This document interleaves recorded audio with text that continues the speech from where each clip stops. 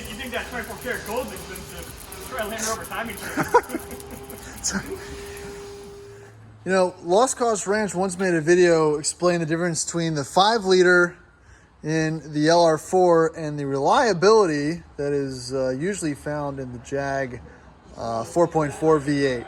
So what we have here is a 2010 LR4 with 170,000 miles that I bought at auction, and I thought it was gonna be okay. I thought, hey, listen, 170,000 miles, I'm sure the guides have been done at some point by somebody. And no, they weren't. They absolutely weren't. So this truck needed everything, and we decided to go ahead and do the right thing, boys and girls, and fix her. I don't believe we're ever going to get our money out of this, but this is what a JLR 5-liter looks like naked. It's all taken apart. This is what you have to do to... oh, of course, it needs control arms and everything else.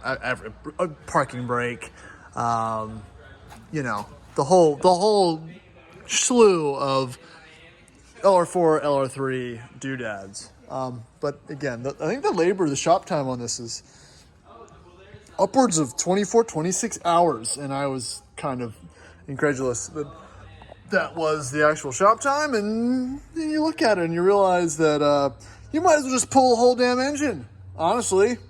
So, yeah, I probably should have paid a little more attention to their video. So again, the 5-liter, if you don't work on it, oh, here's some more. There's the whole car's apart, everything.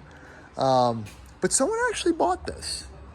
We'll see if we make money, but somebody bought this and they authorized us to do everything to it. So again, I'm not saying that's not a bad deal, seeing how these are pretty robust trucks.